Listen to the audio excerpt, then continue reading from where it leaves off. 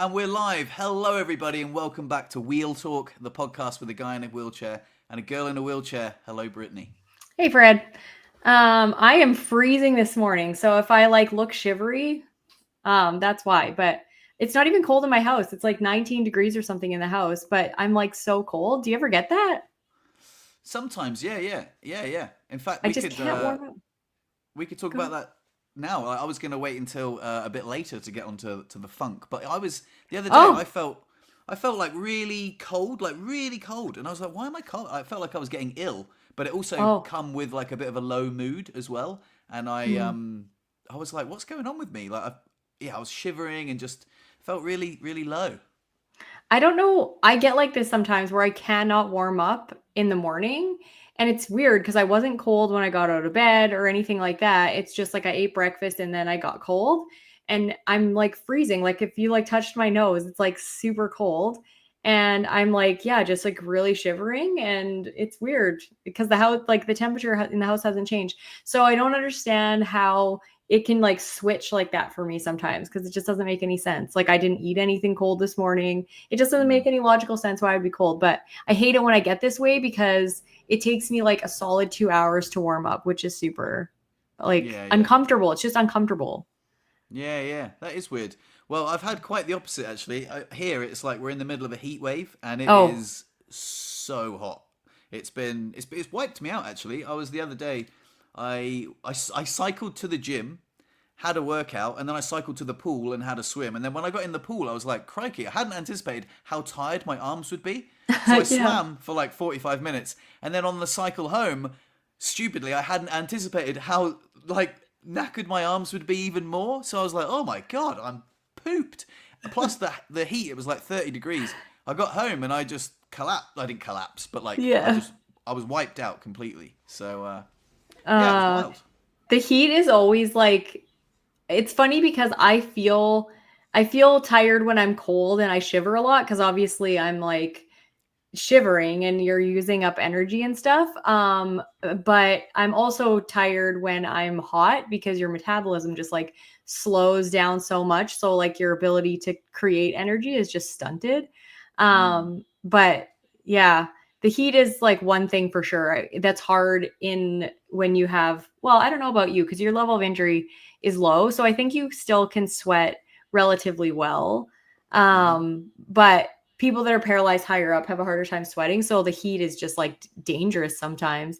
Mm. I know I follow, oh, I can't ever remember their names. I can't remember their names. There's like a guy that was like newly paralyzed, Devin or something like that. They're TikTokers and they just moved from one state to another because it was too hot. Like he was just Ah, uncomfortably hot all the time. And so they moved. So yeah, it's interesting what your body does when you're paralyzed. that is interesting. Um, on the subject of sweating, do you remember I said like maybe back in December? No, I think it was after Christmas because I got the socks. I think it was February, and I was like, oh, I've been wearing these socks since February because my feet don't sweat. And I thought Oh, that my right. feet don't. Yeah, I thought that my feet don't sweat for ages, right? And I was like, yeah, my feet don't sweat. It'll be fine. Like reusing the socks because my feet. Anyway, Chris was giving me a little foot massage the other day, and she was like, "Mate, your feet smell." And I was like, "No, they don't." And there's like, "Yeah, they're cheesy." I was like, "No way." But I was wearing shoes with no socks, and I'm guessing that Oh, yeah, ooh, I don't know. So apparently my feet do sweat. So that's that might be a new hilarious. thing. Yeah. Why would you, can you feel your feet? Why would she give you a foot massage? Mate, I love a foot massage. It is incredible. Yeah, I've got loads of sensation in my feet. It's really weird. I'm Oh, paralyzed, so I can't move them. I can actually wiggle the toe on my left foot, which is good. But yeah, the sensation is amazing, and it's really interesting. oh, So it's like my body turns up the volume. So when I'm getting a foot massage, it feels really really nice. But then on my right foot, it's so much duller. But I think because my body is trying hard to like turn up the volume of the yeah. signal that when she switches back to the other foot, the signal is boosted so much it feels like whoa, like Yeah. like overload. It feels really good. Ah, And the other really good thing was afterwards I was like, oh, my legs are so relaxed. I wonder why my legs are relaxed. And she was like, oh, it's probably because I gave you a foot massage. And I was like, no way. Foot massages make my legs relaxed. So that was a double whammy and now awesome for me. now you're like gonna bug her all the time to do foot massages. That's interesting. Yeah. It is kind of it seems logical that it would make your spasms less, because really what like spasms are is like the craving of like your spinal cord for input. And so when it spasms, it's like creating its own input. And when you give it input, like some people, there's like a strategy of putting like rice inside of socks and then putting them in your shoes so that you constantly have like things poking at your feet, so that it's like I wouldn't like giving. that. Yeah. So it's not very comfortable, but apparently it reduces spasms like a lot by Interesting. It'd giving. probably make my feet smell less. So I feel like you should do that experiment now, to see if you can put rice in your socks and make your spasms less. Well, I'm all about trying things for science, but at the same time, I would feel the rice. The rice. I've got a lot of sensation. That would, I'm pretty sure that would kick off the spasms even more. But or it might feel really nice. Who knows? There you go. I don't know. I just know it's a strategy that like I've heard of, from people whose legs won't stop bouncing, like when they're. Hmm. But yeah, apparently it's like it's worse until like it gets worse before it gets better. Apparently. Very So interesting. yeah. Very interesting. I was going to save this for later, but now we're on to it. Anna, we did title it "When You Can't Explain the Low Days." Let's just jump into this. I was going to talk about Sure. my experience at the dentist, so stay Yeah. tuned if you want to hear about that. But let's Yeah. talk about the funk, because you put a video out recently saying that you were in a funk. Very honest, very raw, very popular. The engagement was amazing. Everyone was like, "Oh yeah, man, I feel that way too." Sometimes it's sick. I'm sick of Yeah. seeing people, have such a good time when life sucks for me. And I wanted to open up about like some troubling times I've had as well. Like I've been feeling pretty low. Like I've had some really good highlights as well. But yeah, like in between the highlights, there's been some low dips. Like just low energy. Like for example, today I had a nap at 11 a.m. and that's pretty early for an afternoon nap. I mean, it's not even the afternoon, right? I was just so I was caffeinated. I was just like, I don't know what's up with me. I just I just felt like yeah. So and then I just napped for an hour, and then I woke up and I felt still a bit groggy, and I had no. I Yeah. was like, why do I feel groggy? I'm like, I should feel sharp. I had a good night's sleep, but yeah. So that's been happening like a fair bit, just lulls in my mood, and I guess like you said, like after the holiday, and then like doing all the travel vlogs, I've kind of like not been motivated to do a video, and I don't know. I just feel like I don't know. I like funky. You know what I mean? That's what a funk is. And I don't know who came up with the word funk. Like I'm in a funk. Because like funky is like, well, it can mean stinky, at least where I'm Ah, from. yeah, It yeah. can mean it can mean stinky. It can mean like something that's like a neat outfit or something. Um, or it can mean that you're like depressed. Like there's so many Mm, weird ways to describe things in the English language. But yeah, I don't know what, like it's hard to explain, or it's hard to like pinpoint why you get into those things. And sometimes for me it's like just as like as little as a bad sleep. mm, Because if I don't get enough sleep, I had a really shitty sleep last night actually. And it's so weird because it was like a mix of like spasms and my mm. bladder, but my bladder wasn't like, I wasn't peeing my pants, but well, I'm getting my period. Like so that might be like the why down there is all spasmy and stuff. But it's so weird because when I get my period, if anybody in the comments is like this when you're paralyzed, and I do have bladder sensation, but I can't tell the difference between like period, bladder, like because it's all it blends together down there. Mm. So I thought my bladder was bugging me, and I kept waking up like I thinking I had to pee, so I kept peeing 1,000 times. So annoying. And then my spasms were being weird. Like it wouldn't let me lay on Mm. any one side for long. And then I was like weirdly sweating and clammy, and then like it was just like such a weird sleep. So then Mm. I'm tired today, so I'll probably be in a little bit of a funk later when like my adrenaline wears off. But yeah, it can be like little as that, just like less sleep, or it can be like real big things like nerve pain, or something really bad happening in your life. But yeah, I don't know. I think Yeah. it's always about like how shallow the valleys are. Like I always say, when you get into these funks and you're like first paralyzed, the valleys are very deep. Like it takes Mm. you go real deep and it's hard to get back out. And so you're in it for like a longer period of time, and the depth of like your like feeling goes like even lower, like you're so low. And then as you get paralyzed, or have you been paralyzed for longer, then the valleys become like shallower and they're easier to get out of. And the time that you're in them is a lot shorter because you just don't go as deep into like the sort of depression, woe is me thing. But yeah, they still happen though. And sometimes daily, multiple times a day. Like it's weird. Yeah. I agree. It gets easier the longer you've been paralyzed. But like I say, a lot of things are harder. But I wanted to talk about my trip to the dentist. Yeah, let's today. do that. I was gonna say, even when you're feeling funky, you have to do regular things, like go to the dentist. Yeah. So, where do I start? So I haven't been to the dentist since I've been in a wheelchair, and even longer. So I would probably say more than 10 years I haven't been to the dentist, which, well, it might sound, yeah. I mean, I'm British, you know, there's the stereotype, you know, bad teeth. So, I'm all right. Your teeth are pretty good, yeah. They're okay.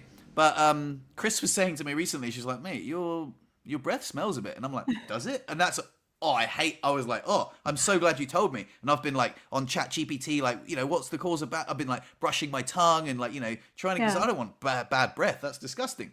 But she was like, yeah, listen, I'm going to be honest with you. It pongs a bit, smells, you know, and then I brush my teeth and she's like, still smells a little bit. And I'm like, oh, okay, well, I'm going to the dentist. You know, it's like a vanity. I'm like, that's gross. I got to go to the dentist. So I booked the dentist, and it occurred to me today that I hadn't asked the dentist if it was accessible. And I was like, oh no, I just got this funny feeling that I'm going to go there and it's going to be up or down some stairs. Mm-hmm. And I'll be like, well, I guess I was like, well, it'll make a funny story for the podcast, I guess. And I just assumed that it was like going to be inaccessible because I hadn't asked first. Yeah. But it was fine. So one thing that did annoy me, it was when I pulled up, I got out the car and like the dentist was looking at me from the ground floor, watched me get my wheelchair out the car. I came in and she was like, you can't park there, mate. I was like, you could have said that from the window. Oh, you could have said that from the window. Oh my God. What? Like, yeah, okay, that's fine. I'll go move my car. And then I had to push up a hill, you know, to get into the dentist. Anyway, the dentist was fine. What kind of startled me a little bit was like both the dentist and her assistant were like smoking hot. And I was just like, whoa, like you don't expect to like go to the dentist and see Betty's. I was like, oh, you know, hadn't occurred to me that they would be like very attractive ladies. And I was just like, oh, that's you know, what a pleasant surprise. Yeah. Anyway, the dentist office was accessible, but like because I've got a very small chair, I can fit through smaller gaps than usual. And she was like, oh, you know, do you need help getting on the dentist chair? And I didn't, but my leg kicked off. Like every now and then when I do a transfer, my leg, if I don't catch it in time, it'll just do this, like, and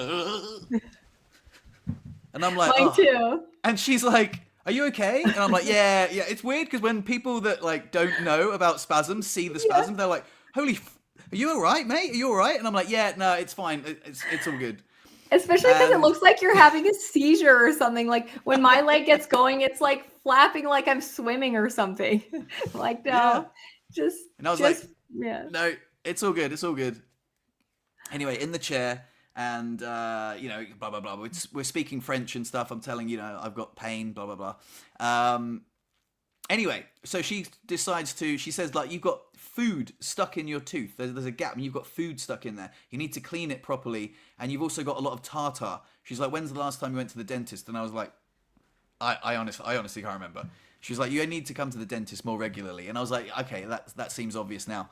But yeah, so she starts like, you know, and like, you know, blasting away the tartar and stuff. But and I am like wincing because like she's like, oh, it might be quite sensitive, you know, it might, and I'm like, and she's like, the assistant is laughing, and she's like, just respire, and I'm like, yeah, okay, I'm breathing. She's like, breathe through your nose. I'm like, and it was outrageously painful. But as I'm doing it, my legs are spasming, and I'm like, this is so weird. Like I've never before had leg spasms from the pain in my mouth. And it was like, and every time my leg spasmed, I thought that, like, you know, you're supposed to stay still. Yeah. And I'm like, I can't not spasm my legs, you know? Yeah. So, yeah, it was really funny. So, she was like buzzing around. And then she was like, oh, you've got some decay. Because she took 2 x-rays as well, which was like really cool. I was like, wow, you know, like bish bash bosh. Like it was very efficient. Very, very cool. And she's like, you've got some decay up here. So we're going to, you know, she didn't tell me, but, or maybe she did. Maybe I didn't understand because she was speaking French. But she gave me 2 fillings.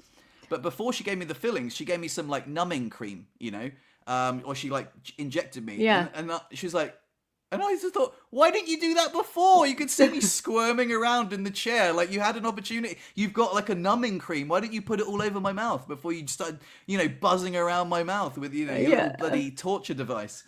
So, anyway, yeah, I got 2 fillings. And it was just interesting. It was just a very interesting, weird thing that I've never been to the dentist in a wheelchair before. It wasn't necessarily like a wild story. It was just something that happened to me before, something that happened to me today, and that I've never done before. And it was just weird because like my legs were spazzing in the chair, and yeah, there you go. It's really interesting how much your mouth, like the health of your mouth, translate to like the health of your body. And this is like gross stuff to talk about, but like I floss my teeth every day because I'm like a Nazi about like tooth health. And when I first went to the dentist, like after like probably like an 8-year period, maybe not quite that long, but it was like when I moved out of the house, and then before Joe had medical coverage and stuff like that. So it was like 6 or 8 years or something like that. It was so painful because your gums are inflamed and you don't even really know it. And when you floss your teeth, flossing is like exercise for your gums. So like the more you push on your gums, the like healthier they get because they build up like almost like a resistance, and it's like just exercise. It's like exercising that muscle. And so you're like supposed to floss up and in and over so that you get all around the tooth. And I floss every day, and every single day there's like plaque that comes off on the floss, and it's so stinky. Like it is, ugh, it's so stinky. So like if people don't floss ever, then I'm like, it's just the bacteria eating that stuff and then making really stinky stuff. And so yeah, it's really important to like take care of your teeth. And if you floss every day, and you use a Sonicare, I really swear by a Sonicare. That's improved the health of my mouth like so much. An electric toothbrush? A specific electric toothbrush. So a Sonicare it doesn't turn, like the head doesn't turn at all. Like it just vibrates. And what it does is you don't even really brush your teeth. You just hold it at the base of your gums, like where your tooth meets your gums, and the vibration actually breaks up the bacterial colonies. Because what causes plaque is when the bacteria colonize, and then they build little colonies that then food can attach to, and then they start breaking down food and stuff like that. So when you break up those bacterial colonies, they can't form those plaque deposits. And so it just breaks that up. And really the only thing that causes any scum or anything on your teeth is the buildup of bacteria. So when you break it up constantly, and I do it twice a day, it doesn't, I've like literally, my teeth are so smooth. I went to the dentist the other day. I was literally getting a tooth cleaning for like 10 minutes. Like she just like did my entire mouth in 10 minutes because there's no plaque in there. So I'm telling you, get a Sonicare. Like they're like $170, I think, for the toothbrush. And then it lasts, like I've had my Sonicare for like years and years and years, but it works so well. And all I do is like I floss at night, and then I brush twice a day. And my mouth is like improved drastically. So, I have a feeling that like dental health isn't taught that much in England, and that's probably why British have like the stereotype of having bad teeth. But North Americans all the time, they have like stunning teeth. You can tell an American a mile off because like bing, Hollywood smile, right? So anyway, the dentist said to me, right? She's like, just by looking at your gums, I'm guessing that you brush your teeth like this, right? And I was like, yeah, everyone brushes their teeth like that, right? She's like, no, you need to brush your teeth like this. In a circle, and I was like, what? What? Nobody ever told me to brush in circles. And she's also really? like, no one ever told me that. This is Really? news to me. At 43 years old, this is news to me. So she said, "Oh, you've also got to brush your gums as well." And I was like, "Really? Brush your gums? Like, I didn't. Hmm. No one ever told me that as well." She's like, "Yeah, brush your gums, brush your tongue." Um, yeah. So I had no idea. So yeah, she schooled me. Yeah, that's so funny. No, we get I remember having like dental hygiene health like lessons right from like grade 1. Like, and even now, like they do these things where like the dental hygienist will go to the schools and they give them little colored little things that they chew on, and then they like it dyes the plaque in their mouth. So No they way. dye, yeah, so they dye the plaque so that they can see it's like all purple or whatever. So if a kid's like in grade 2, they all get little mirrors. They chew on these like little crunchy things that taste like bubble gum or whatever, and then they dye the thing, and then they brush until all the color is gone, and they brush in like circles and stuff. So they have very cool dental hygiene lessons for little kids now. Um, That is why and you yeah, guys have such good teeth. I think a lot of people have good teeth here, but not everybody. I mean, my kids, I have to tell my kids to brush their teeth all the freaking time. Mm. There's just an age, and like men are way worse, I think, for teeth than women. I mean, it's just a stereotype. But Yeah, I guess so. yeah, once you start like flossing your teeth and stuff, I can't stand stuff in between my teeth. Like I have floss in my backpack. I can't handle it. If Wow, yeah. so yeah. Anyway, dentist is a very interesting like experience just in general. But I promise if you go more often, it won't be as painful, because it's so painful when your gums are very sensitive. My gums are Mm. like ironclad, like they could pick at it all day long and they wouldn't bleed or anything. Yeah. But yeah, I did a video of going to the dentist, and all I did was do like a video, like I put the camera in the corner. She's sneaking out. We can see Sneaky, you. sneaky. We can see I think you. I think it's See you no, it's later. hilarious when people duck when they're going behind a camera. It's so funny, but that was cute.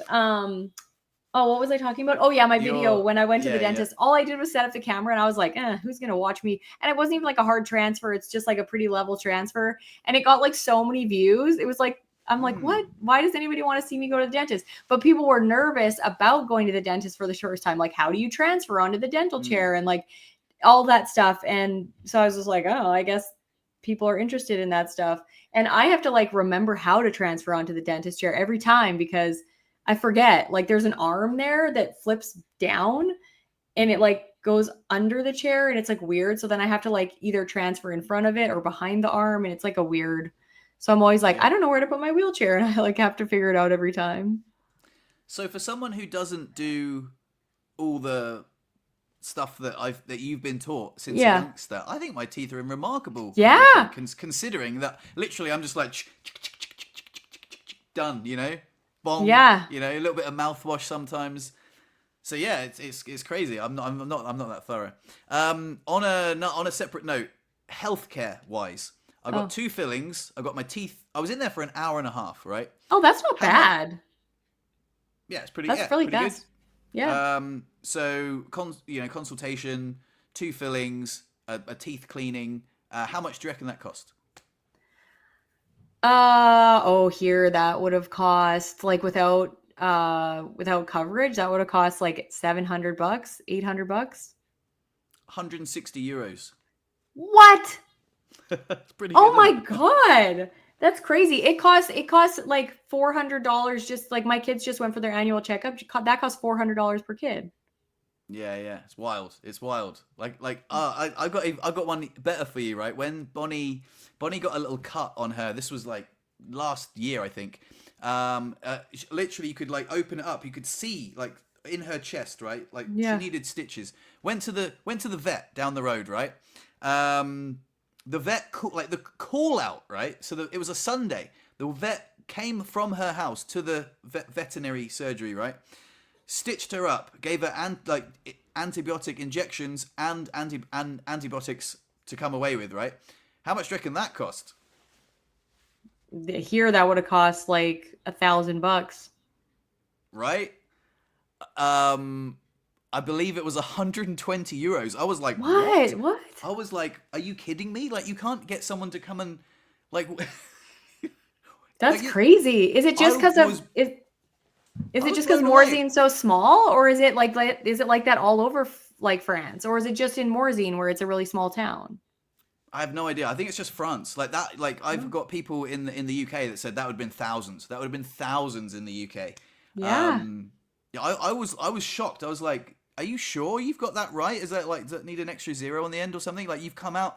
It's a like even the call out charge for like a plumber is more than that. You know what I mean? Like on Yeah. a Sunday. But this is a veterinary anyway. So anyway, stuff here is very reasonably priced. I love it. That's crazy. I Yeah. that is crazy. Dentists here cost so much money.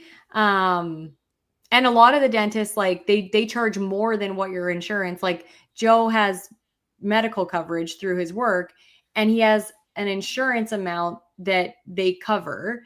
But they charge the dentist charges more than the insurance. But for some reason, because I'm in a wheelchair, they decided we won this lottery. So my dentist has a lottery like every year where one family or however many families only get charged whatever the insurance is. So they never have to pay anything out of pocket, even though they charge more than that for most clients. And I won the lottery one year. Like my family won the lottery. So we were paying extra. And then they were just like, oh, you won this lottery. So for this whole year, you were only going to charge the medical coverage that you actually have. And then they just kept doing that because I'm in a wheelchair. And I'm Oh like, wow, I cool. can pay. It's okay. And they refuse. She's like this old, she's a Russian. She's Russian. And she's got like a very thick Russian accent. She's like the best dentist. Love her so much. She's like probably like 75, like a grandma, and she refuses to charge me. And Mm, I'm like, it's like I pay, my insurance pays, but I'm just like, I can pay the extra and she won't. And it's been like 6 years. I'm like, all right, don't charge yeah. me. And I'm like, so benefits of being in a wheelchair and being like visibly like disabled. She like, I just get like that perk for no reason. I'm like, I can afford to pay. It's okay. But I can't make her. Like I've tried so many times to make her charge me and she will not do it. And I'm like, okay, can't help it, I guess. But yeah, so it's interesting. So I never pay for the dentist, like the insurance just pays. Yeah, but Um, you, like your insurance pays, right? But you pay into the insurance, right, for the no, year. We Oh, don't. Joe's lucky that his work doesn't charge for their benefit plan. So the his work entirely covers the benefit plan. It doesn't come out amazing. of his paycheck, which is awesome because most employers either like half it with you, or you just have to pay off of your paycheck. So and they are like they don't have great. They have okay dental coverage. They have really crappy like eyeglass coverage and not very good coverage for like massage and physiotherapy and stuff like that, but they pay for all of my medical supplies, which is like I will take. So they Oh cover wow. like tens of thousands of dollars of medical supplies a year, like $25,000, maybe $30,000 sometimes, and they pay for my wheelchairs, anything like that. So I'm just like, ugh. Incredible. Wow. When Joe retires, I'm scared. Like I Yeah, don't know yeah. what to do. That's wild. That's so Yeah, cool. yeah, On the it's nice. subject of catheters, I'm gonna I'm gonna tell a story, but I want to be. I'm aware that like I don't want to sound ungrateful, but like Yeah. something frustrating happened this week. But I am aware that you know a lot of people pay for their catheters, so I don't want to like sound like a twat. But the last time my catheters got delivered, you might remember that I was in Spain and I asked for instead of two boxes, one box because I've moved into a much smaller apartment and I don't need that many catheters, you know, like, Yeah. and I don't have anywhere to store them. But for somehow this got miscommunicated and they delivered 5 boxes. And if you remember, Chris Oh, was not very happy about this because there were 5 boxes stacked up in the hall. And when I say box, they're like massive boxes, yeah. right? So each box has I think 12 boxes of catheters in it. So a lot, right? Oh, that's a lot Yeah, of yeah. catheters. Oh yeah. So like 5 months supply of of catheters, right? And they just Instead of give one that to month. you? They gave that to me, but it was a mistake because I said, look, I only need 1 month supply at a time. So yeah, all my catheters are free, which is great. But Oh, so I just said, hey, listen, and then they said, oh, they sent me a message saying, and it's right. Let me get this straight. Sorry, I sent them a message saying, I'm very disappointed. I asked for 1 box, you've sent 5. And they were like, no worries, we'll come collect them. And I was like, you know what? Don't bother coming collect them. I'll just luckily I've got somewhere to store them somewhere else. So I did, but I said, don't send any more. Like, I've got like 6 months supply now, don't send any more. And then I get this automatic message saying, your delivery is due to arrive tomorrow. And I messaged them saying, I told you not to send any more. And they were Yeah. like, okay, sorry, that was a computer glitch. We'll cancel it. And then they just arrived, like 2 boxes arrived. And I was like, oh, for God's sake. So now I've got like 7 months supply of catheters.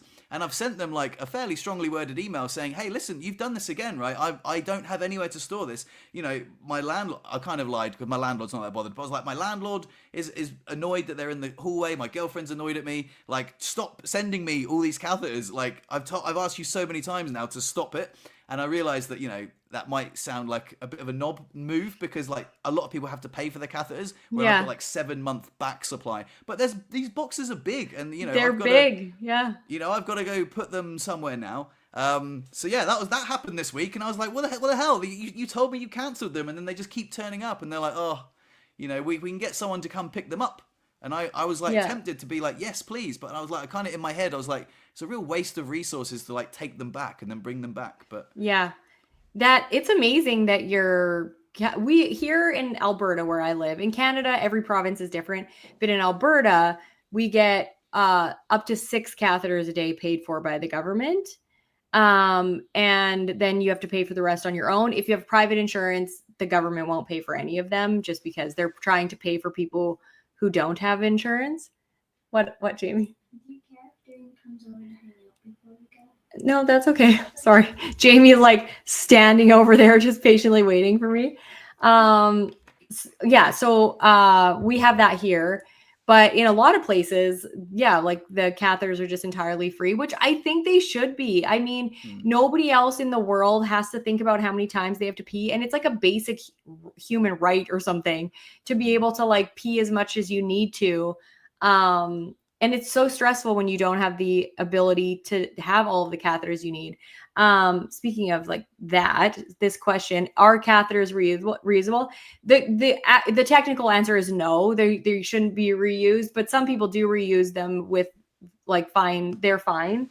I used to wash mine and reuse them, and I had more bladder infections than what I have now, but I didn't get like overly like crazy amounts of bladder infections when I used to wash them. And then I have friends that don't wash them. Like I have friends that just sort of rinse them and reuse them and they don't ever get bladder infections.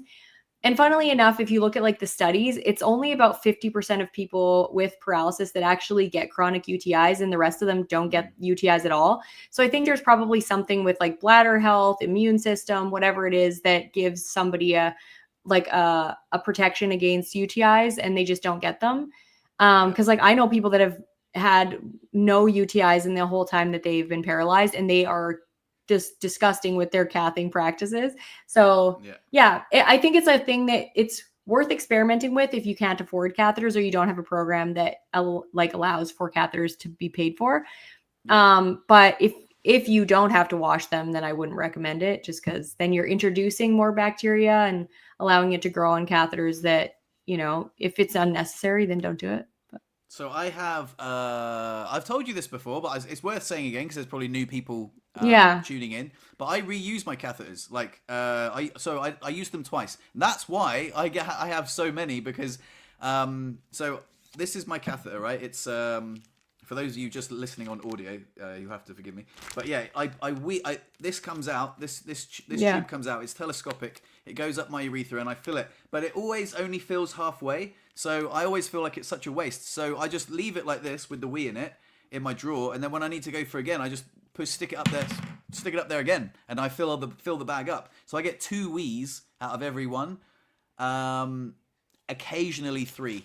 But I just do that because I want to try and reduce my plastic waste, if I'm honest. Like, there's no other reason. Like I've said, I've got 7 months supply, and also I've been doing it now for over 2 years without a UTI, and I haven't had a UTI for like about 5 years. So I probably fall into that category that you were saying about. So for me, it's perfectly safe. Wouldn't necessarily recommend it, but if you've got like a sturdy bladder, then you know, why not? Like, is it like I say? Also, I had this. Oh, do I need to say this out loud? No, maybe I won't. I I was just accused recently of like not caring so much about the environment.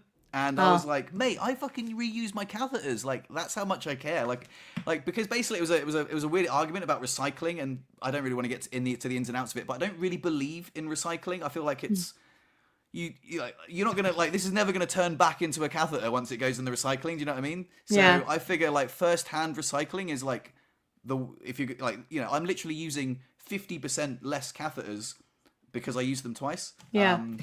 I watched an interesting video about recycling and how it's a scam essentially. And I Yeah, was like, right. Yeah. there's a lot of things that absolutely are not recyclable. And one of the things that's like drives Joe crazy because he works at a plastics factory and plastic is the devil. Yeah. It's like the devil. But Joe has to do a lot of research on the environmental impact of plastics because they are in an industry that has to change to meet like consumer Demand? beliefs or whatever Oh, demand. right. Yeah. Yeah, So yeah, yeah. and like just like public opinion essentially. So Hmm. Joe has done so much research, and if you actually look at the impact of glass recycling versus like plastics recycling because of the amount of heat that is required to melt glass, it is the carbon footprint that glass recycling creates is massive compared to plastic recycling. And plastics are so easy to recycle if we have the facilities. It's the problem is that we don't have the facilities in some countries. Like in Canada, we only recycle certain plastics. And so yeah, and glass takes so long to break down, like longer than plastic, all these things. But public loves glass, like glass baby bottles and glass everything. And in Canada, you can recycle, at least here where I live, you can recycle plastic easier than you can recycle glass. Cause like I can't recycle any glass other than if it is a like we have like a recycling program for like beer bottles and stuff like that, that if you have to pay a deposit when you buy it, then there's a recycling program, you get your deposit back. So then people bring them to facilities to get their deposit back. And we recycle a lot of things like that. But if it doesn't have one of those things, so if it's like a mayonnaise jar or a pickle jar, you can't recycle it. It just goes in the garbage and it's just Yeah, filling yeah. up our garbage. So yeah, there's a whole like thing about recycling that don't know whether it's actually as good as we think, because a lot of recycling just ends up in China. Like we ship it to other Yeah, yeah. countries. So yeah, it's very interesting. So I've been very disillusioned with recycling for a long time now, and then Chris again. We had like a little discussion recently and she accused me of not caring about the environment because Yeah. of. I guess she hasn't been exposed to the information that I have around recycling. So she's like, you don't even care. You don't even recycle, and I'm like. I don't believe in recycling, but first-hand recycling, I feel like this. I'm doing my bit, man. Like, Yeah. I'm literally halving my plastic output because of anyway. Like I say, I wouldn't recommend it. It's just something that I do. I've got a sturdy bladder, and it's been Yeah. like I say, I'm good. Yeah.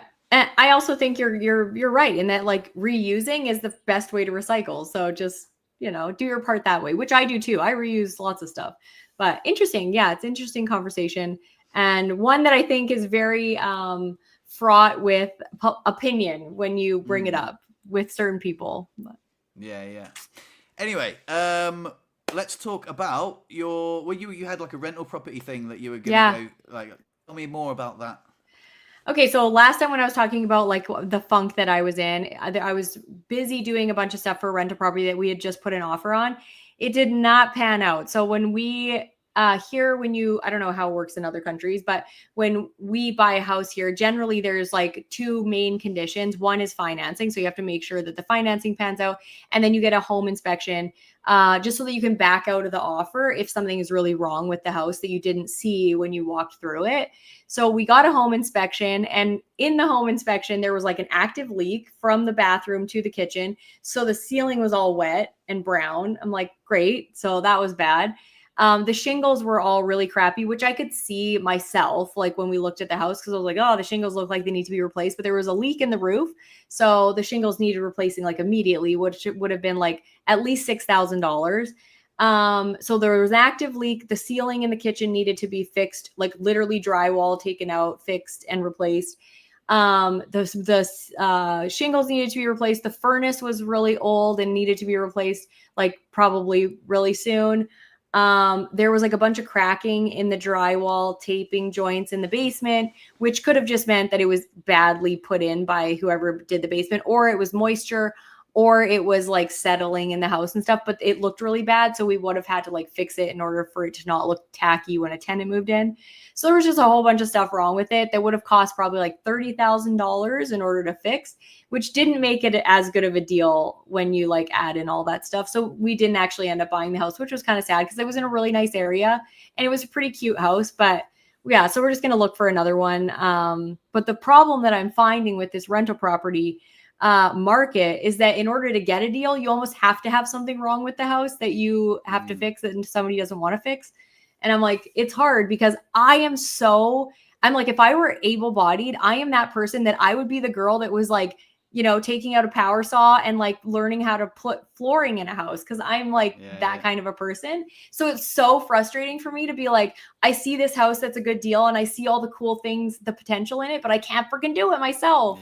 And so frustrating because I'm just like, I picture what I would be like as an able-bodied person. I was like, I would kick ass at renovating houses. I would be like, so I'm like so frustrated with that, but I'm trying not to be like that. Now I'm going to be like, I'm going to be a kick-ass remote property management, like wheelchair person. And I'm going to show other people that they can do it too.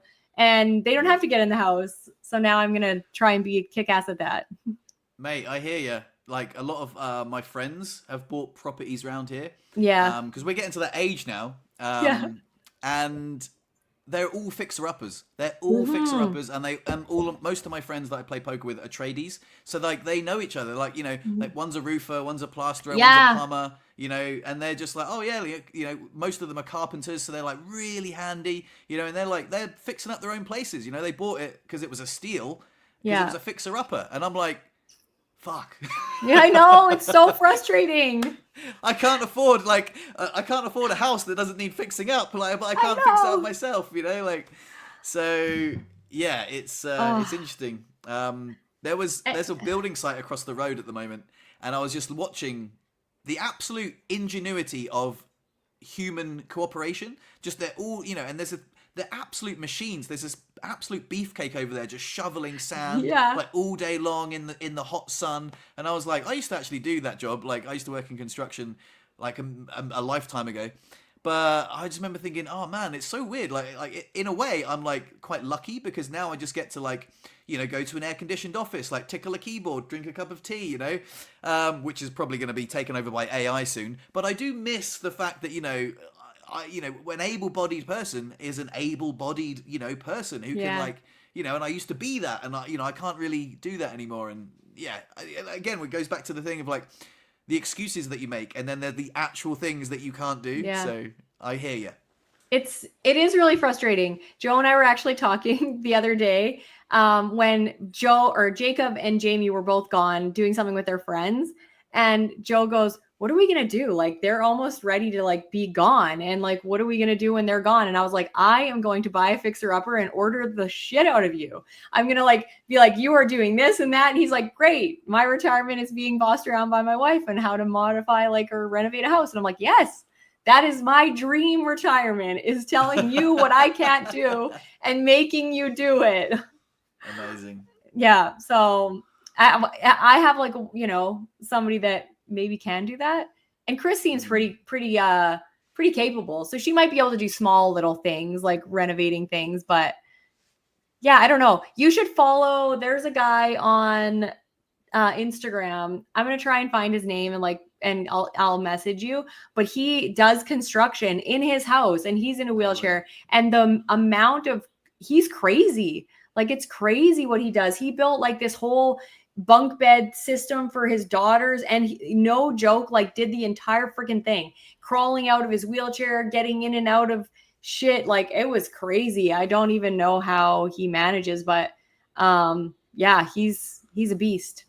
I don't suggest that, but I guess sometimes we do use our disabilities as an excuse, because when you see someone like that, you're like, wow, that was pretty impressive, and he is in a wheelchair, and he's got a higher up injury than me. Yeah, but it took him so long, And like he was like he has like severe nerve pain and very bad spasms. So like they Oh show a wow. lot of like the really negative parts of when he's doing this stuff, like how much pain Mm, he's in and stuff like that. So I'm like, how sustainable is it? Is my question. yeah. He's done this for, I think he was paralyzed like 5 years ago and he worked in construction before. How sustainable is it? I mean, like, are you going to destroy your body just so that you can take, 5 times longer than any other able bodied person to do something when you could just, Yeah. I don't know. Yeah. So I'm not sure how smart that is. Yeah, yeah, yeah. No, I hear you. Oh, and it goes back to your friend Brian, who like Yeah. led a very very active life, and then like ruined his shoulders to the point of no return, really. So that's Yeah. yeah. I don't know. There's a lot of trade offs, I guess, but um, yeah. I guess that's why I do magic. Yeah. Are you gonna do it right now? Because if you are, I'm gonna get Jamie. Give me 2 seconds. I wanted to tell a little story before I do it. I've got some magic tricks lined up for Jamie, but I wanted to tell you about this weekend. This weekend I went to a party. It was a party at the hotel that I would like to do magic at, by the way. And they had a really nice. Oh shit! I had a bloody video I was going to upload. Never mind. It was a beautiful. I'll just set the scene. There was a lovely band playing. There were loads of people there, and I'm at that age now where like my peers are having children. So I was like, oh, little Esme, little Alfie, little Abe, like Yeah. little babes, and I was just like meeting them all, and everyone's like getting properties, and we're all grown ups now. And there's bloody me, like fun Uncle Fred, like, hey, is this your card? But like, no, it was fun. So my goal was leading up to this was to like have a little magic routine, something that I could do, and just put myself out there, like connection over perfection. Like my point was, well, I'm not going to try and Yes. shoehorn in a magic trick into some weird, awkward social interaction, but I wanted to be present, be fun, and show people some magic. And I exceeded my own expectations. I got the best reactions I've ever had in my life, which was incredible. And one of the guys, he jumped up. He jumped out of his seat, and he was like, "Oh my god, bro! Oh my god, bro! I'm sweating, bro! Dude, goosebumps, mate! Dude, that's not even like Oh, kids that's magic. That's awesome. like real adult magic, man. That's how did you do that?" And I was like, "That's the best. That's the best Oh, I've ever seen in my life." that's I couldn't believe awesome. it. And I did magic for one couple who told another couple, and they were like, "Oh, Hannah just said that you blew her mind with a magic trick," and I was like, "Oh, really?" She's like, "Oh, would you show us one?" And I was like, absolutely, yeah. Yeah. So I did it, and then this other, and it's so weird because like I've been thinking about it so much, and my mind's like almost like jazzing, like with Yeah. mentalism, and I was like, "Oh, this is awesome." So he asked me to do something, and I basically it was like like you think of a card, and I'll reveal it. And I was like, oh, I don't want to peek behind the curtain too much, but I was like, oh, how can I do that? And I just thought on the spot of a way to do like a very spontaneous magic trick. And I said, Wow. oh, I tell you what, instead of, because I did some mind reading with a girl, I was like saying, like where you think of a fun memory, and I was like, oh, I'm seeing the beach, I feel, and eventually I Yeah. was like, oh, you went to Portugal, and she was like, how did you know that? And I was like, and the guy was like, Wow. amazing. He's like, read my mind, read my mind. And when people do that, I just said, I'll tell you what, how about we switch places and like you read my mind. I'll think of a card and you try and pick up on it. And he was like, okay. And when he said it out loud, I was like, his name was Tomo. I was like, Tomo, man, I thought we had a connection. I'm really sorry. And he was like, oh, is it not the card? I was like, no, I'm kidding. It was the card. And he was like, oh, shit. He was like, how did you do that? He was like, I was just thinking of the seven of spades. Like, how you Yeah. planted it in my head, man. You planted it in my head. And spoiler alert, I didn't. But it was like really convincing. Yeah. I did. It was so good. That's awesome. That's Oh, amazing. man. See, that's cool when you can like, yeah, you had multiple experiences there. You were a magician. You are a magician. You just did, and when you start to be able to make up tricks, like you've made it. It was pretty good, to be honest. And then Alba's, who's Chris's sister, her housemates, she was like, oh, come show these guys a trick because they haven't seen a trick yet. And again, I was on Yeah. the spot. and I don't want to say how I did it because, well, obviously Don't I don't want to say. say how I did it. Yeah. I don't, because even if I say what it, oh, Don't fuck it. don't. No, I'll tell you, don't say how I'll you tell did you what I it. did. I'll tell No, you what I did. I don't want to know. No. I'm not going to tell you how I did it. I'm not going to tell you Oh, how I did it, right? But okay. this is what happened, right? I said to the guy, choose any card, like any card, like picture a playing card, and this is exactly what I did. I was just like, pick a playing card, anyone, free choice, and he was like, okay. I was like, what is it? It was like the Queen of Spades. I was like, you sure that's a free choice? Out of any card in the pack, you could have picked that. He was like, yep. I was like, okay, and we haven't lined up anything beforehand, right? He was like, nope. I was like, look, in my pocket right here, I've got a piece of paper. He pulled out a piece of paper and it said, you will choose the Queen of Spades. He was floored. And everyone was like, bro, that was amazing. How did you do that? And to be honest, I don't even know how I did it. To be honest, it was almost like real magic. Wow, that's cool. That's amazing. I love that. I'm just gonna address this comment right here. Yes, it is the wheelchair dad. So a bunch of people came through. Is it the wheelchair dad? Sonia says is the wheelchair dad.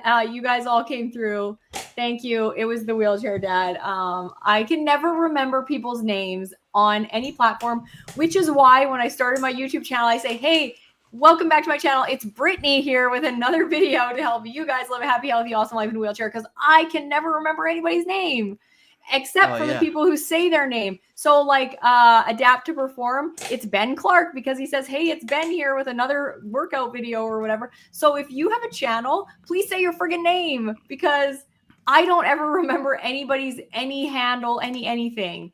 But I do remember their name. So like I can Google something, their name if I have to. But yeah. Well, mine's Fredo the wheelchair guy. I don't say that my name's Fred, but like I should start saying that. But anyway. Maybe you should. I mean, yeah, like because I would remember you by Fredo the wheelchair guy, and I would not remember your name because there's a girl that I follow on Instagram. Her handle is the Bird's Papaya. I have no friggin' idea what her name is at all because she never says what her name is. I think it's Sarah, but I could be wrong. But I don't know what her name is. I'm like, you need to say what your name is so that people know what your name is. But that's just me. That's why I always say my name is Brittany. Because I don't remember anybody's name. So another thing that wow, this is a slight tangent. I will show Jamie a magic trick. Okay.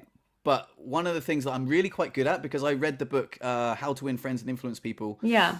I'm very good at remembering people's names because I make an extra special effort to do it. And people say, oh, I can never remember names. All you need to do is make an effort to remember people's names, and it's easier than you think. You just need to remember. You know what I mean? Yeah. So there's a guy called Dante, and the other guy was called Julio. So they were Argentinian and Brazilian. So yeah, it was. Anyway, my point is, I've listened. Sorry, this is a bit of a tangent, but indulge me. I've started to listen to a magic podcast recently, which is incredible. A very talented magician, and he's saying like some magicians are so keen to do magic they forget about its connection over perfection. Yeah. And I was like, one of the things that magicians forget is people's names, and also if they're like engaging you in a story, listen to them. Like rather than like, is it, pick a card, it's like, and I was like, that's really landed with me so well. Because especially if you're doing it in a social situation and you're not like a paid magician, don't try and shoehorn in a magic trick. You know what I mean? Just, focus on the social. Anyway, that was a little bit indulgent. Get Jamie and I'll show her a trick. Okay. Just one sec. I'm going to mute it so that I can yell at her. Mute my. Jamie! She's coming. Yeah. Here, put your ear. I don't know. Just put it in. Duck down so people can see you. Get a seat. Hold on. Uh-oh. What did you do? I'm just trying to figure. Maybe we could just do it like this. Do you want me to get out? How are you? Let's just see. Can you see here? Yeah, I can see. Okay. You gotta be loud though, James, when you're answering him so he can hear you. So just so I'm going to show you some cards, okay? I've got some blank cards here. Okay, and this one, in fact, sorry, is I've got one of the. Oops, I've messed it up. Oh my goodness, I'm so sorry. Now you have to start over. You're making him more nervous than he ever is, Jamie. Okay, look, I've got some cards here. Okay, some blank cards, and look, one of these is actually the Queen of Hearts. I flashed it earlier. Okay, but look, one of these is the Queen of Hearts. So look, I'm going to put the Queen of Hearts down there. Okay, and I'm going to check this out. So out of the blank cards, what I'm going to do is look, if I take a blank card and put it here, and I just rub it, it actually changes into the Queen of Hearts. So I take another blank card, and I rub it, and it changes into the Queen of Hearts. I take the other one, and I rub it, and it changes into the Queen of Hearts. And I take another one, and I rub it, and it changes. I literally saw them all, the blank ones, though. Yeah. Jamie's harder to impress. She's like, there you go. That is cool. You like it? But do they go back blank is the question. Yeah, no, look, they're all... What? They're all queens. I don't get it. I don't know how that happens. That's crazy. Did you like that one, Jamie? Cool. Yeah. I'll tell you what, because that was like, I messed that one up a little bit. I want to try something else, right? I'll tell you what I'm going to do. I'll do something a little bit more special. I'm going to take the Queen, right? I'm going to write your name on it. Okay, Jamie? Yeah. How do you spell it? Jamie. Okay, I thought that's how you spelled it. Jamie. And then on the other side, okay, I'm just trying not to smudge it. I'm going to write your mum's name, okay? Jamie and Brit. Okay? So I'm just going to pop the pen back on that. Okay, so you can see that, right? You can see that I've written your name and your mum's name on there. You can see that, right? Yeah. Yeah. Okay, check this out, right? I'm going to do this. Look, it looks so much like I'm ripping this card in half, right? Yeah. You did, yeah. You can see that, right? Now look, check this out. I'm going to take these two halves. I'm going to do something a little bit special, right? So I'm going to get look, you can see that your name's here and your mum's name is here. I'm going to try something like a little bit special, okay? If I can, I'm going to try and put them back together. I'm just going to just quickly... Can you see that? Yeah. Look. And it actually looks like they're stuck together. Look. You can see that... What? What? Yeah. It's wild, hey? What? That's crazy. Jamie. And my name. No, they're both Jamie. What? Where did Now it my just name says go? Jamie. That's cool. Oh my god, that one was awesome. I don't get Cool, it. yeah? Where did my name go? You don't do that. And look, you think Was that... that cool? Yeah. I'm better. If you think that they're stuck together, look, it's actually like the fibers. Wow. Like if I ripped that, look, it would rip straight through. Whoa. That's cool. Yeah, it's cool. Do you want to do your magic trick? No. No? She wanted to do a magic trick for you, but now she's too scared. Oh, It's please fine. let me see a magic trick. I would love that. Oh, I need a gun. You want to do... No, she'll do it during the summer when she's home another time. Yeah. Okay. She's now very nervous. That was like I was funny. very nervous too, Jamie. I was very nervous too. She's been working on this like magic trick with the cards, and then she goes, "I'm going to show Fred this magic trick." And then the minute I say, "Are you going to show Fred your magic trick?" No, I don't want to. Oh, she says she's going to send you a video. She doesn't want to do it Okay. live. No worries. That's good. That's so funny. Yeah, I don't know where she like even learned that magic trick, but she's been like, she showed me and she showed Jacob. So Yeah. you're rubbing off on people, I think. Well, hopefully that would be great. I think it's really great for kids to get into magic and just anyone, to be honest. It's a cool thing to learn, and it's like That was something that's a little like I like sharing it because it's like a little bit of wonder. Like for example, when I was having a conversation with like some friends at that party, I was just like, "Oh, do you want to see a magic trick?" And they were like, "Yeah," and then they were like, "Dude, that was amazing. That was so cool. Like, Yeah. I hadn't anticipated that it was going to be like such a cool trick." So Yeah. That I think, yeah, I don't want to know how to do it, but like when you manipulate physical matter, that's what I don't get. I'm like, I don't get it.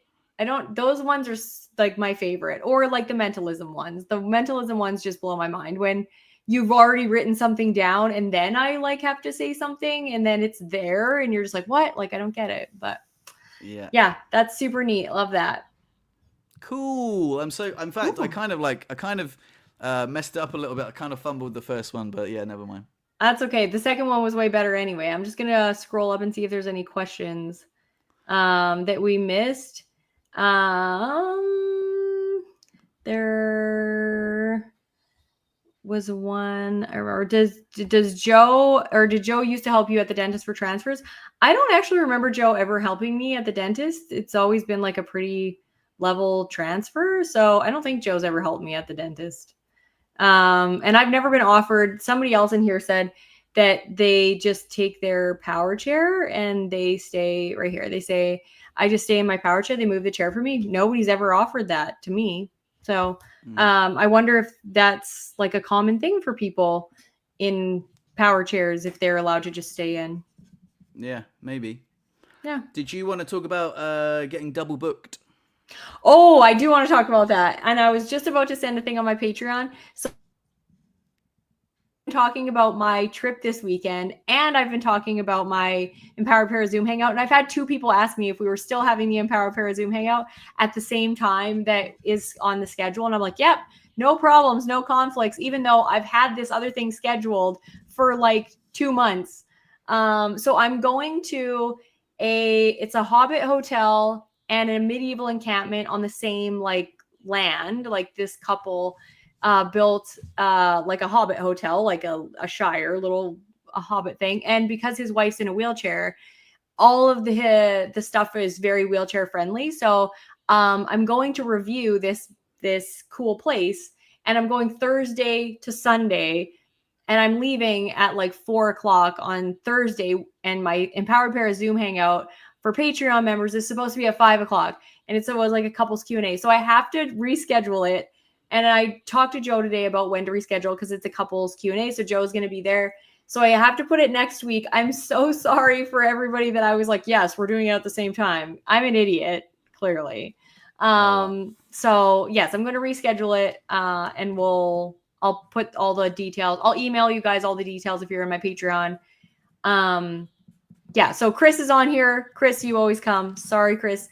James is on here. Sorry, James. I don't see Samantha on here. Oh, Ryan's on here too. So Ryan, you're here. I'm not going to be there Thursday.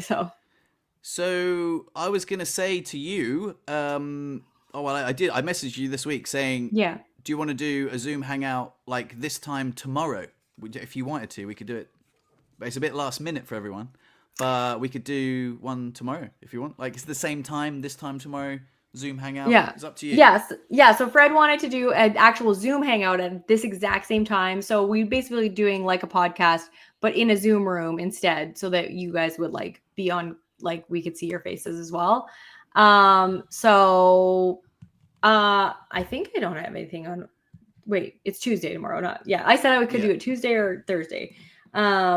Yeah, I would be fine to do it tomorrow at 10.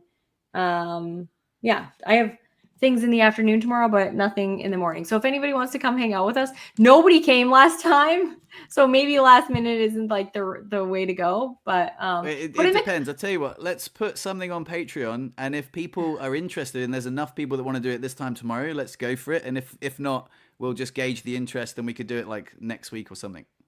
Okay.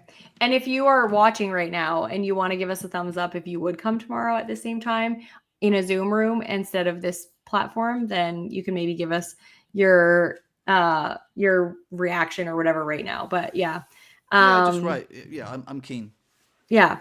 It's always fun to interact with people. It's funny when you actually get in a Zoom room with people. People are shy. It's way easier to write a comment and to say what you want to say than to like, come off camera and talk. People are much less likely to talk, which is what I find in my Zoom hangouts. So I end up like talking a lot at the beginning until people kind of get comfortable. And then I have to ask questions in order for people to answer Otherwise they just won't like bring up their own.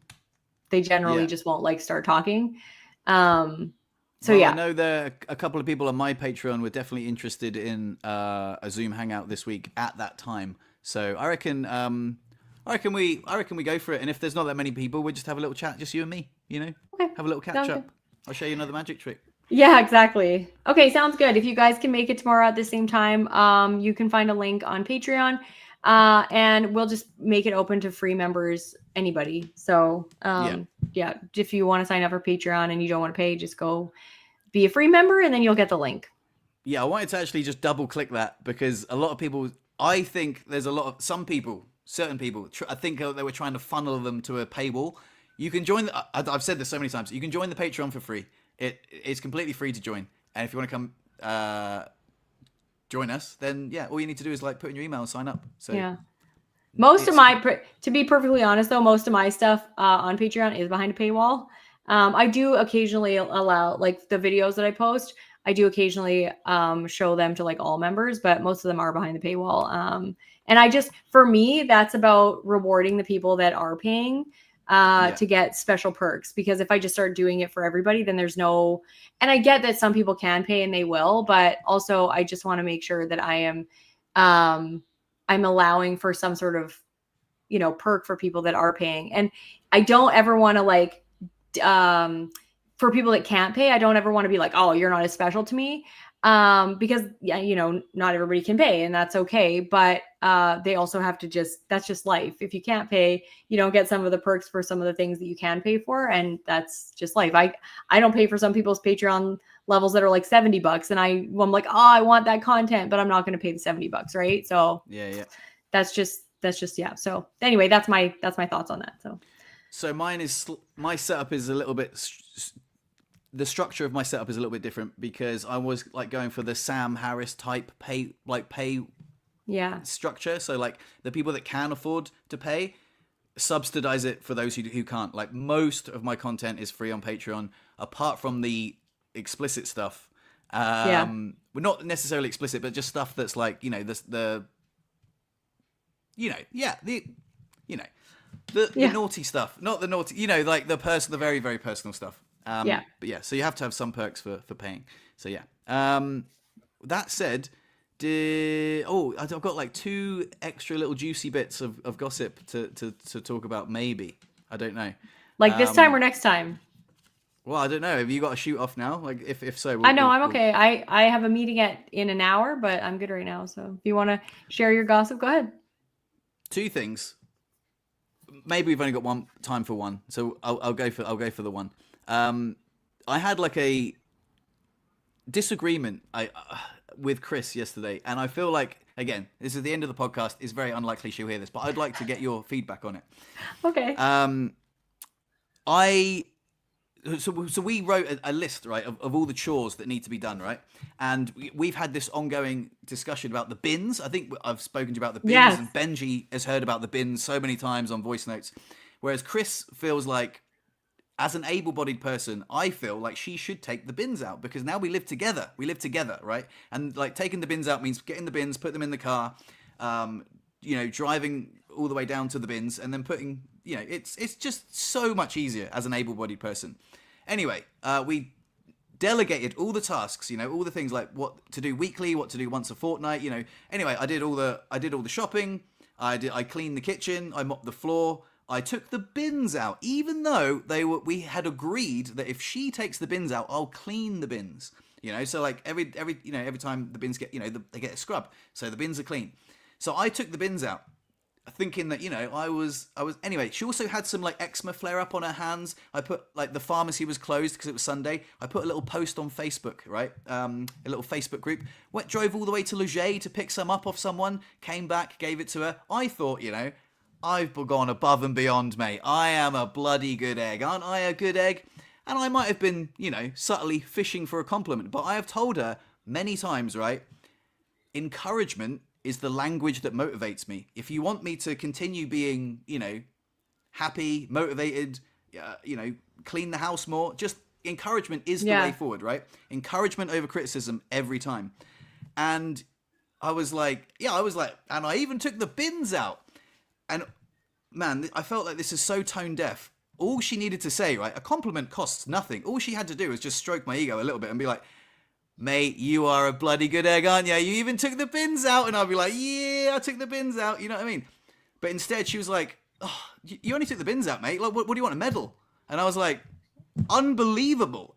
She's like, why are you always like fishing for a compliment? Like, and okay, so I'll be completely honest here. I'm telling you what I heard, not exactly what she said. So take it with a pinch of salt. She didn't actually just throw it back in my face, but I felt like, I told you encouragement is the language that motivates me, and you just criticized me for being fragile. I was like, all you've got to do, mate, is just, encourage me. And it was so short-sighted of her, I felt so unheard, so unseen, and I was livid. I felt my body temperature was rising. I felt rage, and I was like, all you got to do is just like encourage me, and maybe, if I could steel man her point of view, maybe it's little boy energy, maybe I should just be a bit more stoic and humble and just do it and shut the fuck up. But oh my God, man, if you want me to continue being a good boyfriend, all I'm asking for is a nice little pat on the back, Yeah. So I will say, as a person that's been married for a long time, it took me a very long time to learn this lesson, because I gave the exact same energy, and Joe is the same. Even yesterday, he like went and he like cleaned the gutters outside, and he did one other thing, and he's like, this is all I did. These are the things I did today. Like, he comes in and tells me, I'm like, great. And then I'm like, do you want me to name off the 10 things that I did today? I picked up your fucking socks off the couch. I went and switched the laundry. I made the bed. I made breakfast for everybody. And then I did the dishes. And then I did all the things. But I didn't actually voice any of that stuff. But when he came in and he was like, I cleaned the gutters. And I was like, and then he said something else. And I was like, you know what? Great job. You did 2 very important things today. And he was like, yeah, I did. I'm good. And I was like, great job, honey. And he was like, yeah. And he was like, so he felt so great about himself, even though I was like, I like resisted the urge to say all the things that I did in the day. It's just that like, it is that like, as a woman, I think it is like that little boy energy or whatever, but also Joe's love language is recognition. It's always recognition. So if this is taking a long time to learn, and I'm still kind of an asshole sometimes. All he wants to know is that like, I appreciate his effort. Not that he did a perfect job at it. Not that he did the job that I would have done, or that I acknowledge his effort, right? Because that's what matters. And so I've learned to do that over the years. And I really do appreciate his effort, because otherwise I would have had to do it myself. And I always think that, I try and think that now, that if I was here by myself and I had to do it myself, it would be annoying. And the fact that we can now we split the tasks is so helpful. And whether he does it properly and whether he thinks he needs more recognition than me, but my love language is never recognition. My love language is acts of service. So I don't need somebody ever to say thank you for cooking breakfast. I want them to do the dishes, right? Yeah. Like, I want that kind of thing. So it's just when we figured out what our love languages are, it was helpful. But as a woman, I will say that we come at that kind of energy with very like, okay, and like, we just do, which is not great. That's so unhelpful. That's so unhelpful. I I'm literally know. communicating with you. All you need to do is compliment me. It costs you nothing, and it keeps me happy. And I felt so unheard. I'm just saying, I'm communicating my needs very, very clearly. It's not ambiguous. Not ambiguous. It's very clear. Just compliment me. That's all I'm asking, right? And you've read the book, How to Win Friends and Influence People. It was an entire chapter dedicated to that. Be lavish with your praise, right? And be genuinely, don't flatter me, but like, just appreciate me, right? And I will do more of the same. It's common sense, right? It's absolute common sense. And it turned into absolute frustration. I just said encouragement works so much better than criticism. I respond so much better to the carrot than the stick. And what did she do? She criticized me for having a fragile ego. I was like, oh my God, woman, are you mental? Like, how important is it for you to keep score Or is it, or just to have Yeah. harmony in our relationship? I don't care, like, the things that you've done, because I know the things that you've done, and I thank you for them all the time. But, like, just Yeah. acknowledge the things that I've done. I don't know. Again, maybe it does make me sound a little fragile, but No, I don't. I'm a don't human think. being. I don't think it's fragile. I think that it's just a different sense of what builds up your self-esteem, right? Because what you're doing is you're trying your best to be a helpful boyfriend, given the fact that you have challenges and it is harder for you, and you don't need somebody to like recognize that, oh, you're in a wheelchair and you took the bins out. You're not asking for that. You're just asking for her to be like, recognize that you did put out a lot of effort, and so I don't think that I just think it's a sense of like what builds up our self-esteem.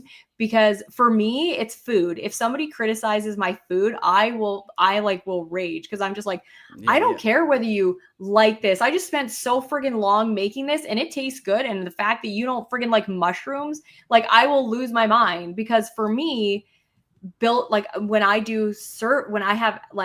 serve people, that's my way of showing them love. And then if they are just like, nah, I'm like, fuck you. Like I get Yeah. so mad.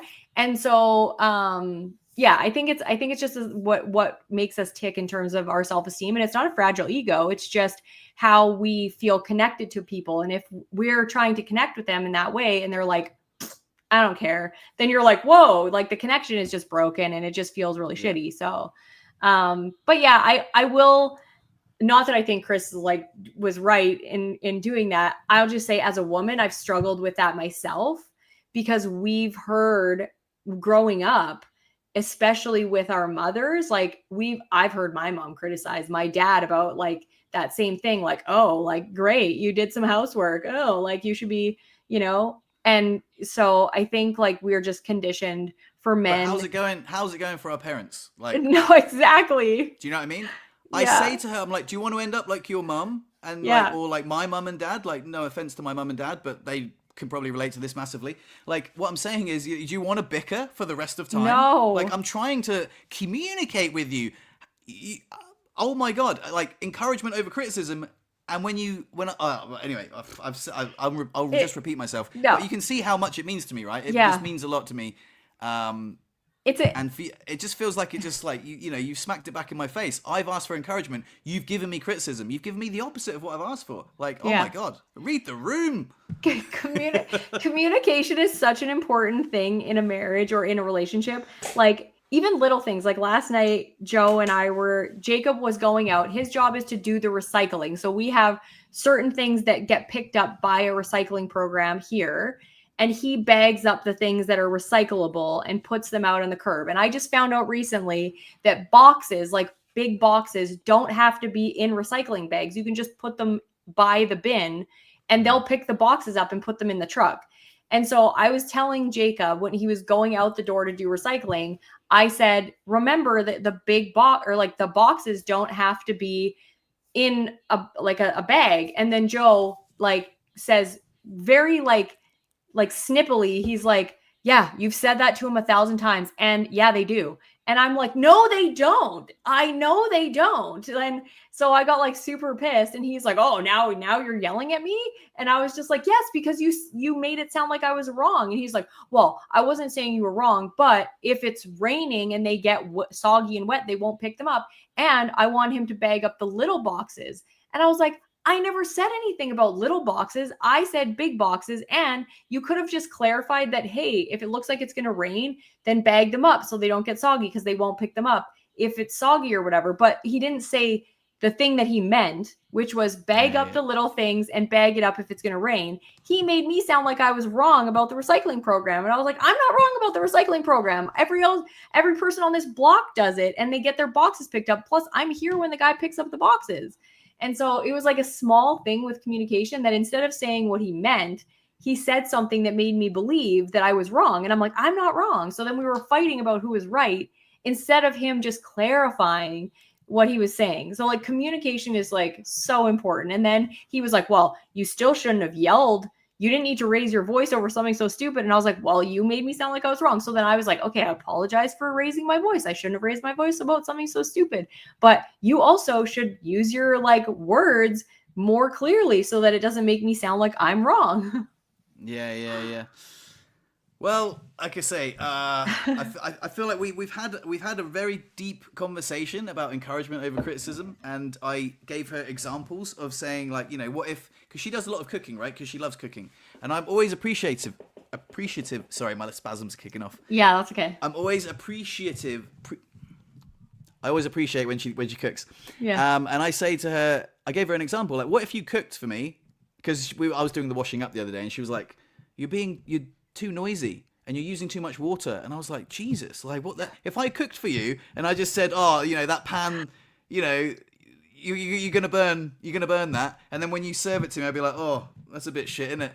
How would you react? And she was like, well, actually, now you've put it that way, that does sound like a little insensitive. I was like, yeah, a little bit, isn't it? Right? You know what I mean? I'm making an effort. I'm doing just. Anyway, I'm not That's immune to hilarious. criticism. Like, you can't, if there's a standard you want me to live up to, then I can do it. But, you know, I am really a controlling asshole when anybody's doing anything. I will nitpick about what Joe is doing, what temperature the burner is on, what like what utensil he's using to flip the eggs. I'm like, you're gonna scratch the thing. How well he's Oh my wiped the goodness. things. Like Joe's just like, oh, like you can get out of here. So you sound like a nightmare. Oh my God. I feel you, Joe. I feel you. Joe, I feel you, mate. Yeah. You know what he's done for like many years? I like when we were first together, he was folding the towels wrong. I didn't like the way he was folding the towels. He didn't fold towels for like solid 10 years. Like he was just like, nope, I fold towels wrong. And he's just like, you can fold towels. And then I'm like, okay, fine. You can fold the towels however you want. But it's mostly just in the kitchen. I'm very nitpicky about stuff in the kitchen because, and I love my husband, but he doesn't cook that much. So I feel like I'm like in there with a toddler that's just fucking shit up. I'm like, what are you doing? You can't cook that at the same time as this, and you're burning that. And so now he's good. He's like good with the things he is allowed to cook, or he will. Okay. Nice. Okay. Oh God, that sounds awful. Oh, I can't believe you're micromanaging him cooking for you. Oh my God. I don't actually micromanage him cooking the things that he's good at, but if he's cooking something he's terrible at, then I'm just trying to help. I'm like, you're doing that so wrong. Yeah. Oh, there's a comment here. Sonia says, in Germany, there is a saying, not being scolded is being praised enough. Fred would be so pissed about this honesty and would never being praised for basic stuff. Not being scolded is being praised enough. Mate, that would... Oh my God. And James, here we go. I feel sorry for Joe. Oh my God. Was it men are from Mars, women are from Venus? Mate, we got to start speaking the same language. I'm telling you. It's mad. It's mad. So yeah, anyway, so like I say, since living together, we've come up against these things and we're navigating them, but man, I couldn't communicate more clearly, you know, and I felt so unheard. And like I say, I don't know. I will say that I've learned over the years not to be that way in so many ways. I'm still weird and controlling in a lot of ways, but especially if it's something that Joe does that he takes pride in, like woodworking and stuff, I'm never nitpicky about that. Like I am the one that's like, it's amazing, it's so great. And Joe's like, no, it's shit, I need to redo it. I'm like, no, you don't. It's so great. So I've learned over the years, if it's something that Joe takes extreme pride in, to praise over anything, because then he keeps doing it. Like when he first started woodworking, you know, his stuff was not as good as it is now. And I've continued to praise him constantly for his ability to renovate things and do all of that stuff. And now I'm just like, wow, he's so good at everything. Because he was encouraged to keep going. Right. And I'm less encouraging in the things that I'm good at, that he's trying, that are my territory. So I'm learning there, but Joe will 100% say I'm a pain in the ass. So you probably couldn't live with me. Well, like I say, again, like that book says, one of the best-selling books on the planet, right? If you want more of the behavior, encourage it. So even if again, this is what, when you said that, I felt my body temperature rising, and you just said it. Like, what about the things that if someone's fishing for a compliment and it costs nothing to pay that compliment, and you know that it's going to pay dividends down the line, why on earth would you all of a sudden start keeping score? But what about the things that I've done? You're like, well, hey, fucking hell, I wasn't trying to keep score, lady. I'm trying to just, just get a bit of little pat on the back. You know what I mean? Anyway, it's, mate, Fred's mad. Fred's mad. That's so funny. Oh, that's awesome. These are the things that are like, it's just life though. Like these are the real things of life. And this is why I think it's so fun to talk about this stuff like on here. I think you're brave. Because I don't know, not that I think it's real though. It's like, it's important. These are the things that happen in real relationships. And some of the times I feel like I don't get enough credit for the stuff I do because it's harder that I'm in a wheelchair. And like, you know, I have that thing where I'm like, I want you to give me recognition for the thing that I'm doing and that I did it even like it's more challenging that I'm in a wheelchair. Yeah, I feel you. But, I feel you. Yeah. So sometimes I'm like, okay, you're speaking my language, baby. Yeah. That's exactly what I was saying. When we were talking about the bins, she was like, you know, why don't we just take turns? And I was like, okay, I tell you what, absolutely, we'll take turns. But you take the bins out from the wheelchair one time, just one time. You don't even have to use the hand controls in the car. Just do it one time. And then, you know, she was like, oh, no, because you're better in the wheelchair than me. I'm like, it doesn't matter. Just one time. Yeah. Just take them out from the wheelchair once. Because, like, now the car isn't, like, flat. So before I had a nice ramp that I could go down and a nice, you know, I can't get to the back of the car because, like, I can't open the boot because it's, you know, there's a dip, a gravel dip. It's challenging. Trust me, right? So anyway, I'm exhausted. Yeah. I don't even. I'm sort of straw man fighting here. I'm like fighting. What's the word? Yeah, I'm like. Yeah. No, I told myself when I don't need to. I get it. Yeah. No, I totally get it. It is hard when there's something that's harder to do in a wheelchair. And I will say, in my relationship, Joe is actually very good at that. Like if he comes home and I'm vacuuming, he'll automatically just take the vacuum because he's like, oh, that's hard for you. So he'll just do it if he's here because he sees that I'm struggling. It's going to take him way less time. And then others should say, Joe, you're a bloody good egg. I do. You, mate. I do. Yeah. I'm like, thank you so much. And then other things that are easier for me that I see him struggling with, like if we're doing something and he's trying to organize like food or doing something cooking wise or whatever, I'm just like, I got this. It takes me way less time. I'm going to make the thing. You do the dishes after. And he's like, oh, thanks. Right. Like if he's struggling with something that's easier for me, then I don't mind picking up the slack. Same as like. AKA, it's infuriating me watching you do this. I'll do this, Joe. That's it. Actually, when I watch him cut something, so like when I cut something like a pepper or onions, I cut it like fast. I'm like it's done in like 2 seconds. And Joe's like, and I'm like, we are going to make this meal in 4 years. Like, you know, the second coming of Christ is on its way. And Joe's still like, it's so annoying. And he just doesn't cut as much as I do. So I'm like, oh, it takes forever. And I'm just like, I can't handle the length of time this is taking. So you're just going to sit here and talk to me while I do all the cutting. But yeah, it would be like him watching me do something in the garage with woodworking that he's just like, this is painful to watch. Like, just let me do it. But yeah, we all have our own strengths. And I think like that's one thing about being in a wheelchair, that you have to like pick things that make sense for you to do in the house, not just split tasks equally, because that doesn't actually work for disability. Like I do a lot of like phone calling and appointment booking and doing all these things that are like take like stuff off of Joe's plate that he would normally have to do, that it's way easier for me to do. And he's busy at work and all that stuff, but I take as much of that stuff as I possibly can because that's not physical. I will drive the kids places. I will take them to sports stuff. And, you know, if he doesn't like do that, sometimes it would bug me. But now I'm just like, I would rather do that stuff because Joe is going to have to do all of the renovation stuff, all of the other stuff. And I'm just like, there has to be something that I pick up the slack for. Right.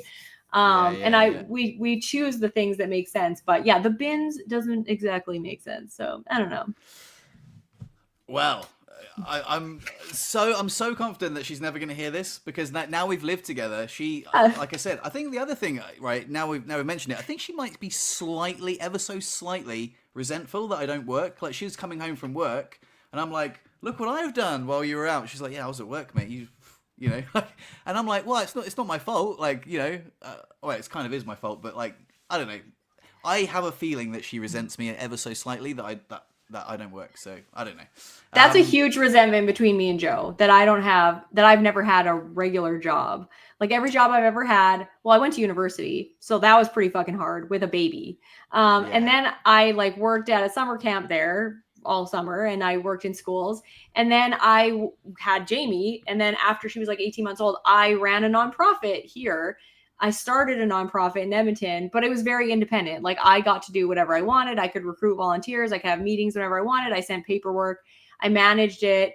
I got grants and stuff like that. So I got to do it on my own time. So it always feels like I'm never working because I'm just at home. And then I'm a part-time teacher, which I sometimes don't work at all. I didn't even work the last 2 months. And then I have a YouTube channel. And so Joe's always like, you don't have a real fucking job. You don't know what it's like to have a real job.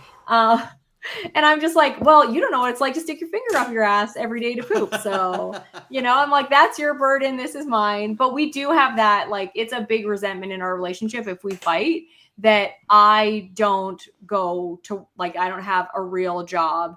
And I'm just like, I'm making money. I just don't go to, like, I swear sometimes Joe would be happier if I made $12 an hour, but I worked full time and I made less money than I make now if I just was going to a job every day. But my argument is always, I'm not going to a job every day and doing all of the housework and stuff like that. So if I go to a job every day, you're doing equal shit of that.